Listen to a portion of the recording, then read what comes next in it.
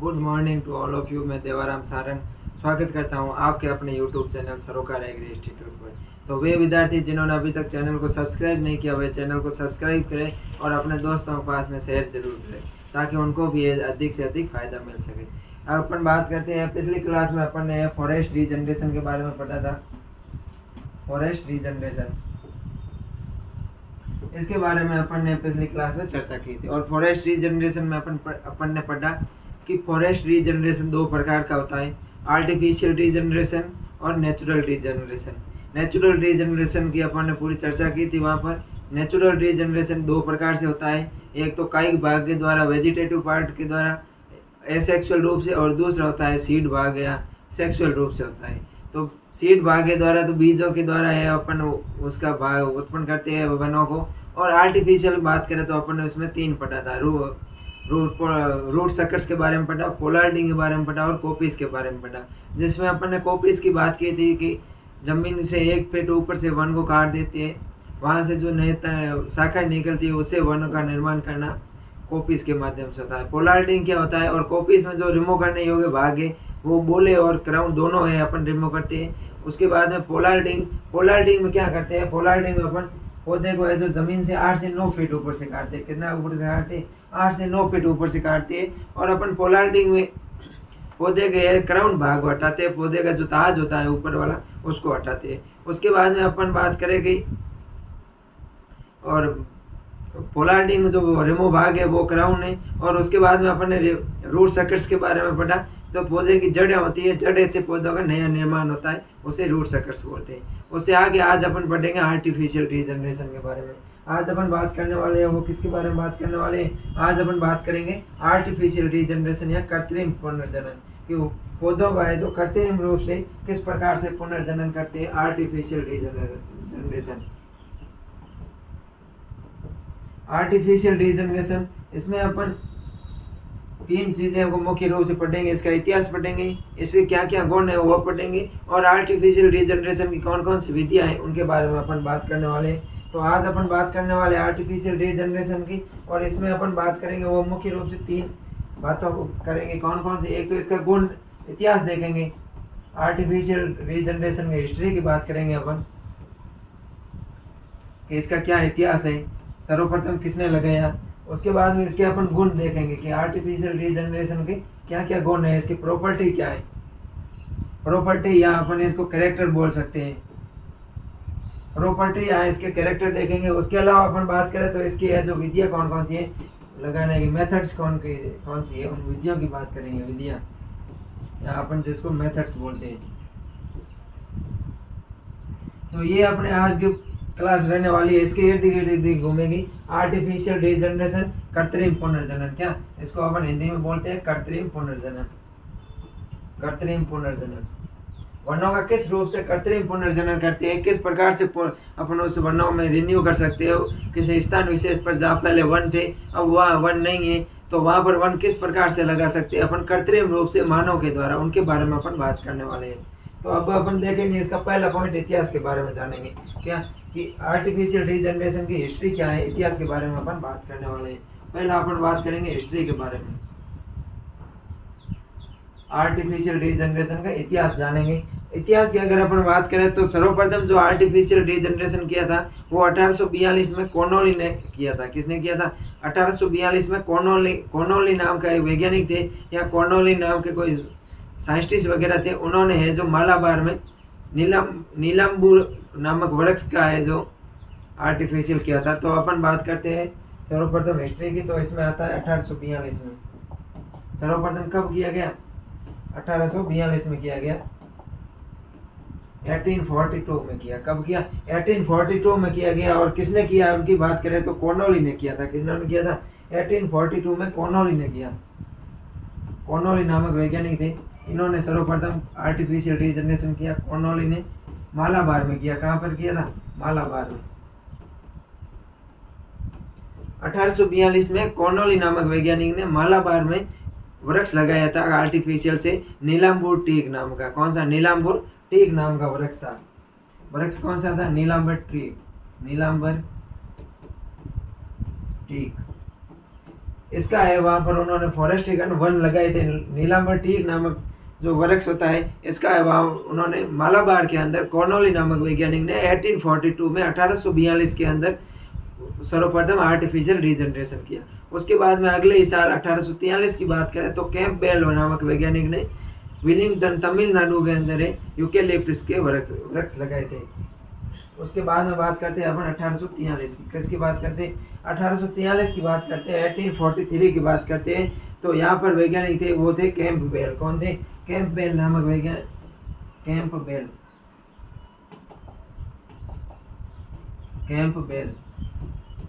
1843 में कैंपबेल नामक वैज्ञानिक थे। इन्होंने विलिंगटन तमिलनाडु के अंदर, विलिंगटन तमिलनाडु में, कहाँ पर है? तमिलनाडु में एक जगह पड़ती है विलिंगटन, वहाँ पर है। इन्होंने यूकेलिप्टस के वृक्ष लगाए। किसके वृक्ष लगाए? जो उन्होंने वृक्ष लगाए थे वो किसके थे? यूकेलिप्टस के। यूकेलिप्टस के इन्होंने वृक्ष लगाए थे 1843 में कैंपबेल नामक वैज्ञानिक ने। उसके आगे अपन बात करते हैं तो और कौन कौन से इसमें हिस्ट्री है, तो अपन को पता है कि 1951 में 1951 में योजना आयोग की शुरुआत हुई। किसकी शुरुआत हुई? योजना आयोग की। भारत आज़ाद हुआ था 15 अगस्त 1947 को। 1947 को आज़ाद हुआ। उसके बाद में 1951 से एक शुरू हुई थी पंचवर्षीय योजना या योजना आयोग बोलती है, जिसके तहत 5 वर्षों में 5 वर्ष है जो किसी एक फील्ड में अपन काम करते हैं। जैसे कभी कभार रोगों पर कर लेते हैं, तो कभी वनों की फॉरेस्टिकन में। ऐसे अपन 1951 से जो योजना आयोग शुरू हुआ था, जिसके तहत 5 वर्ष तक है कोई किसी विशेष क्षेत्र में काम किया जाता था और उस सेक्टर को ऊपर लाया जाता था। जैसे किसी कोई वन पंचवर्षीय योजना है, उस पंचवर्षीय योजना के तहत कभी कभार क्या होता है कि औद्योगिक क्षेत्र में पंचवर्षीय योजना को ले लेते हैं। पंचवर्षीय योजना में औद्योगिक क्षेत्र को ले लेते हैं, तो भारत में 5 वर्ष तक औद्योगिक क्षेत्र को औद्योगिकरण पर दबाव है जो बढ़ावा दिया जाता है। उसी प्रकार अपन बात करते हैं पंचवर्षीय योजना की, तो 7वीं पंचवर्षीय योजना की बात होती है। कौन सी पंचवर्षीय योजना? अगर अपन 7वीं पंचवर्षीय योजना की बात करें, 7वीं पंचवर्षीय योजना की बात करें तो 7वीं पंचवर्षीय योजना में राजीव गांधी ने कहा था कि हम प्रत्येक वर्ष लगभग 5 मिलियन हेक्टेयर क्षेत्र पर है वृक्षारोपण करेंगे। 7वीं पंचवर्षीय योजना अगली है। 7वीं पंचवर्षीय योजना में 7वीं पंचवर्षीय योजना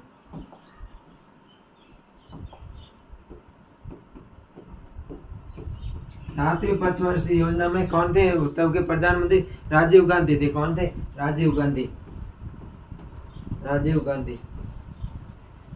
गांधी ने कहा कि हम प्रत्येक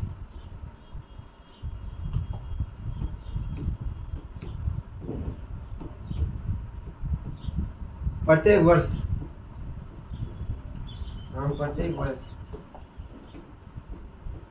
5000 हेक्टेयर क्षेत्र पर है जो वृक्षारोपण किया करेंगे। 5000 मिलियन हेक्टेयर क्षेत्र पर, 5 मिलियन हेक्टेयर क्षेत्र पर में, 5000 नहीं 5 मिलियन हेक्टेयर, 5 मिलियन हेक्टेयर।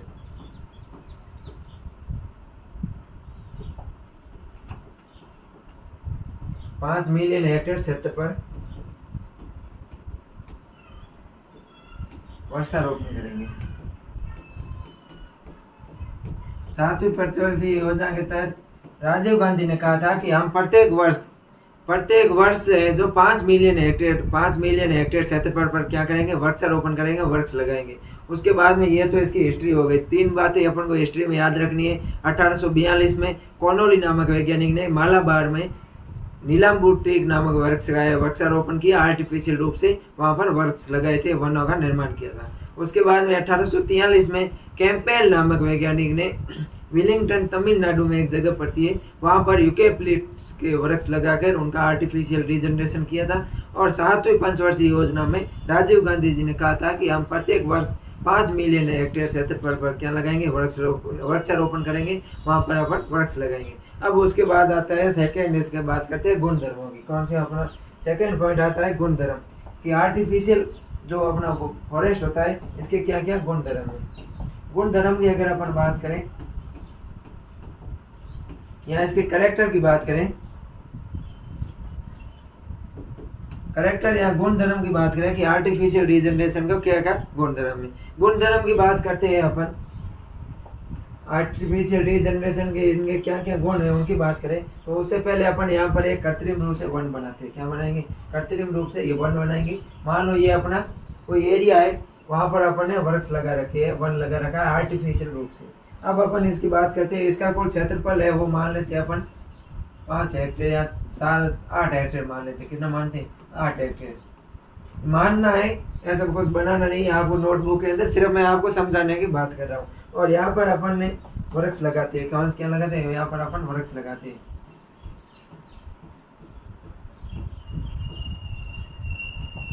इस प्रकार से अपन इसमें वृक्ष लगा लेंगे।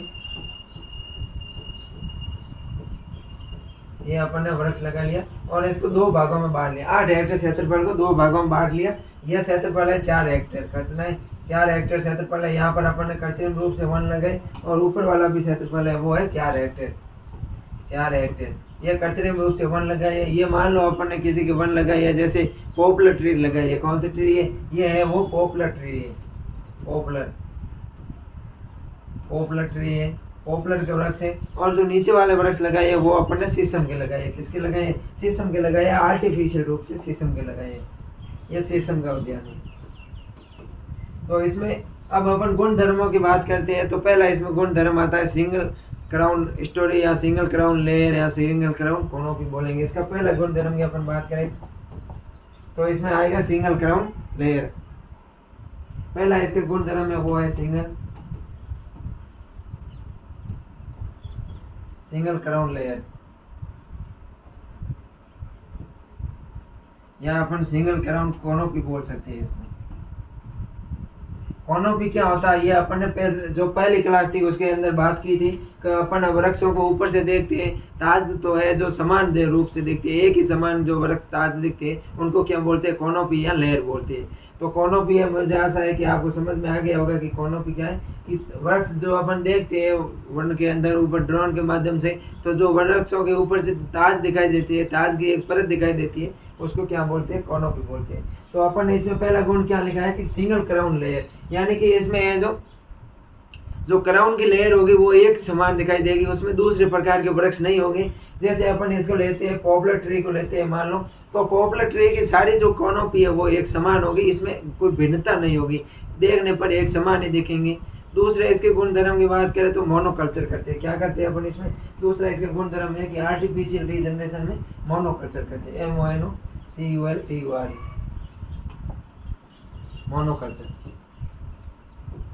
मोनोकल्चर आपको समझ में आ गया होगा, अपन पढ़ा भी होगा। अपन ने 11th-12th के अंदर मोनोकल्चर के बारे में बहुत पढ़ रखा है, पद्धति के बारे में। मोनोकल्चर में क्या करते हैं? एक ही प्रकार की फसल को लगाते हैं अपन, उसके अंदर है जो किसी अन्य फसल को नहीं लगाते हैं। ठीक उसी प्रकार जैसे यहाँ पर है जो 4 हेक्टेयर में केवल शीशम के वृक्ष लगाए हैं, तो यहाँ पर केवल शीशम ही है, इसके अलावा इसके अंदर कोई भी दूसरा वृक्ष नहीं है, सिर्फ मोनोकल्चर है। यहाँ पर अपन ने पॉपुलर के वृक्ष लगाए हैं तो इसमें पॉपुलर के ही पौधे हैं, पॉपुलर के पौधे के अलावा और किसी का पौधा नहीं है।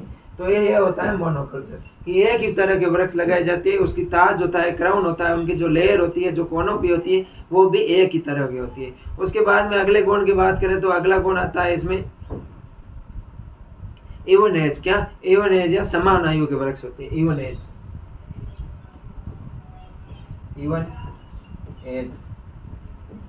समान आयु के वृक्ष।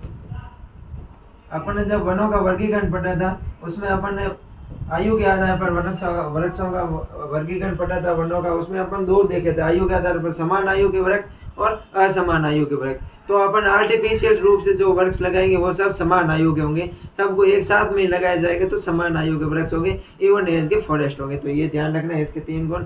चौथे गुण की अपन बात करें कि चौथा गुण क्या है, तो इसमें फुली स्टैक्ड होता है, यानी कि एक ही प्रकार के वृक्ष होते हैं और कोई भी दूसरे वृक्ष नहीं लगाए जाते हैं। फुली स्टैक्ड इसमें क्या होता है? फुली स्टैक्ड होता है, एक ही प्रकार के वृक्ष लगाते हैं,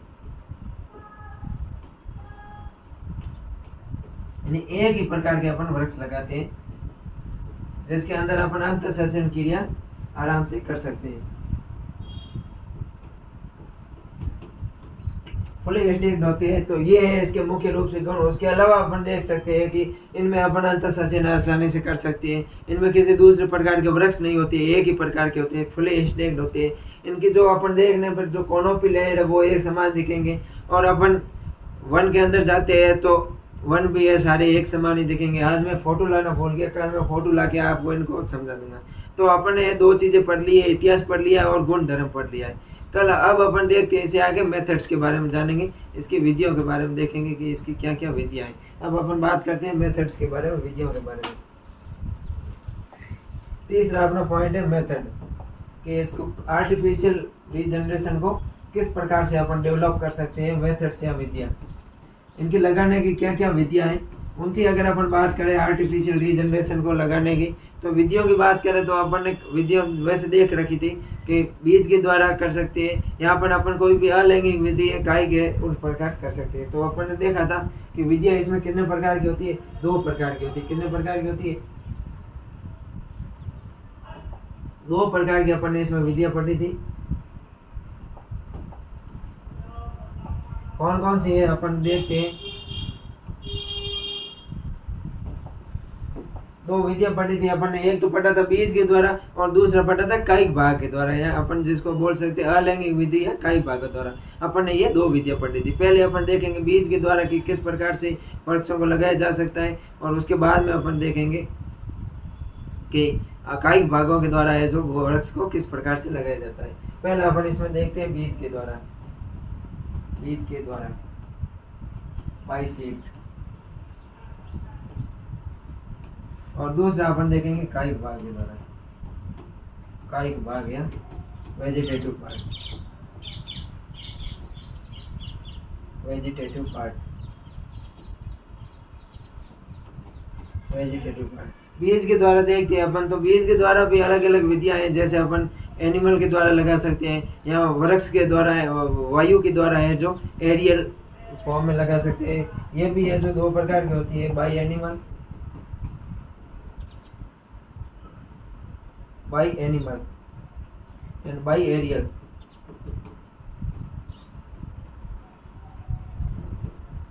एरियल मतलब होता है वायु के द्वारा, किसके द्वारा, वायु के द्वारा। एनिमल के द्वारा अपन वृक्षों का कृत्रिम रूप से वृक्ष कैसे लगा सकते हैं, तो कई प्रकार के पशु होते हैं, वो अपन चारा वगैरह खाते हैं, किसी पौधे के बीज को खाते हैं, फल को खाते हैं, तो उसके अंदर जो बीज होता है वो पचित नहीं होता है, और वन जो एनिमल है वो वन के अंदर जाते हैं और वहाँ पर अपना मल मूत्र आदि का उत्सर्जन करते हैं, तो उसमें से जो बीज होता है वो अंकुरित हो जाता है। उसके अलावा अपन ऐसे देखते हैं जो ऊन वाले होते हैं, जिनके ऊपर बाल ज़्यादा होते हैं पशुओं के ऊपर, उनमें है जो बीज कई प्रकार के चिपक जाते हैं, और जब वो जंगल के अंदर जाते हैं तो अपनी पीठ वगैरह खुजाते हैं और पौधों से खुजाते हैं, तो वहाँ पर उनके बीज गिर जाते हैं, और इस प्रकार से अपन एक कृत्रिम रूप से वन लगा सकते हैं। और अगर अपन दूसरा देखें बाय एरियल, एरियल की अगर अपन बात करें, वायु के द्वारा वृक्षों को किस प्रकार से लगाया जाता है, तो वायु के द्वारा वृक्षों को लगाने की कई विधियां हैं। जैसे अपन ड्रोन के माध्यम से लगा सकते हैं। बाय एरियल की अपन देखें, अगर इनकी अपन मैं बात कर रहा हूँ बाय एरियल की, तो इसका है अपन ड्रोन के द्वारा लगा सकते हैं। किसके द्वारा, ड्रोन के माध्यम से।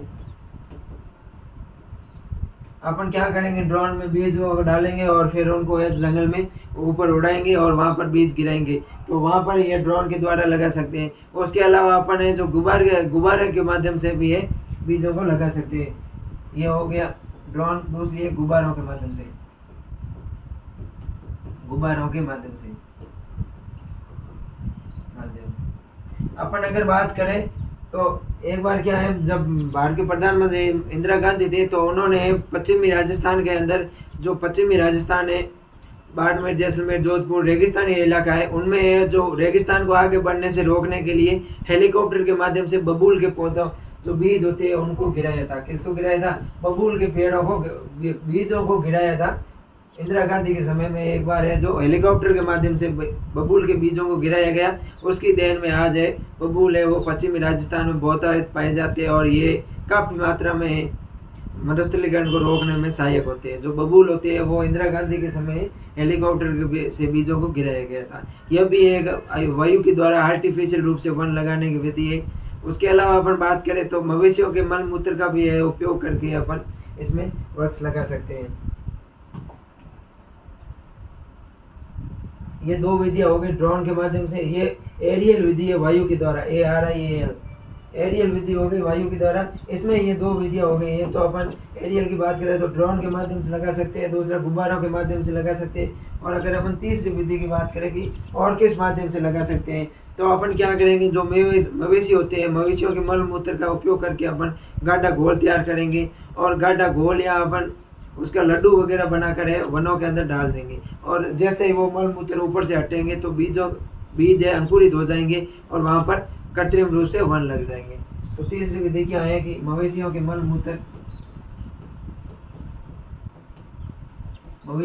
मूत्र का गाढ़ा घोल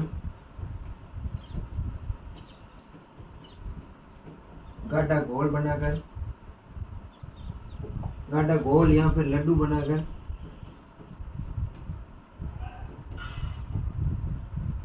उसमें बीजों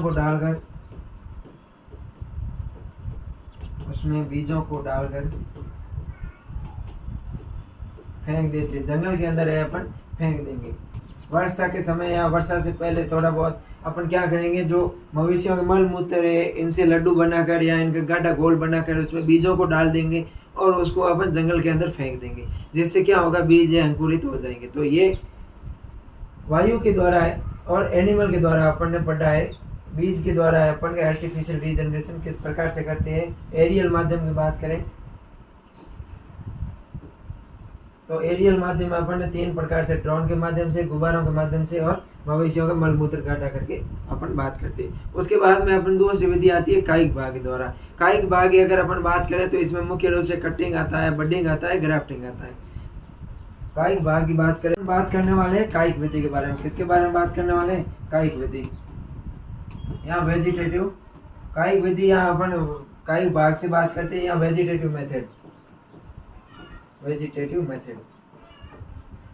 मेथड की अपन बात करें तो इसमें मुख्य रूप से 3-4 प्रकार से अपन वृक्षों को लगा सकते हैं। जैसे ये हो गया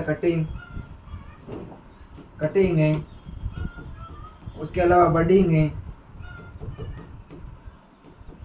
और जो तीसरी विधि है वो है ग्राफ्टिंग। तो कटिंग, बडिंग और ग्राफ्टिंग के बारे में अपन कायिक विधि में पढ़ेंगे। बात करते हैं अपन कटिंग की। तो कटिंग में क्या होता है कि इसमें पौधे के किसी भाग को काट कर दूसरी जगह लगा देते हैं अपन। अगर उसका तना काटा है तो वो तना वाले काटते हैं तो अपन तना कटिंग बोलते हैं, स्टेम कटिंग बोलते हैं। और अगर अपन ने किसी जड़ भाग को काटा है, रूट कटिंग हो गया। और अपन ने किसी पत्ती को ले आया और वहाँ से वृक्ष लगाते हैं तो वो लीफ कटिंग होता है। उसके बाद में ये 3 प्रकार की होती है, स्टेम कटिंग, रूट कटिंग और तीसरी होती है वो लीफ कटिंग होती है। इनको अपन ने जब हॉर्ट 111 पढ़ेंगे अपन, उसका अपना जो अगला चैप्टर है वो परिवर्धन प्रोपगेशन रहने वाला है, उसमें अपन इसको विस्तार से पढ़ेंगे। और दूसरी है बडिंग की बात करें तो इसमें क्या होती है, कलिका को हटाया जाता है। किसको हटाते, कलिका को हटाते। और अपन तीसरी बात करते हैं ग्राफ्टिंग को। इसको बडिंग में कलिका को, किसी सांकुर कलिका को लेकर मूल वनस्पति पर लगाते हैं। और ग्राफ्टिंग में अपन क्या करते हैं कि सांकुर डाली को मूल वनस्पति पर लगाकर नया पौधा तैयार करते हैं। इन तीनों को अपन है वो उसमें पढ़ेंगे। जब हॉर्टिकल्चर पढ़ेंगे तो वहाँ पर अपन इसको विस्तृत रूप से पढ़ेंगे। आज अपने पढ़ लिया है आर्टिफिशियल रीजनरेशन के इतिहास के बारे में पढ़ लिया है, इसके गुण के बारे में पढ़ लिया और इनकी प्रमुख विधियाँ कौन कौन सी है उसके बारे में अपन ने पढ़ा है। तो मुझे आशा है कि जो आज अपन ने पढ़ा है ये आपको समझ में आ गया होगा। फिर भी अगर आपको कोई चीज़ समझ में नहीं आती है तो आप कमेंट करके हमें अवगत जरूर कराएं, ताकि हम उसको अलग सेशंस तैयार करके आपको समझा सकें। तो मिलते हैं नेक्स्ट क्लास में, तब तक के लिए थैंक यू।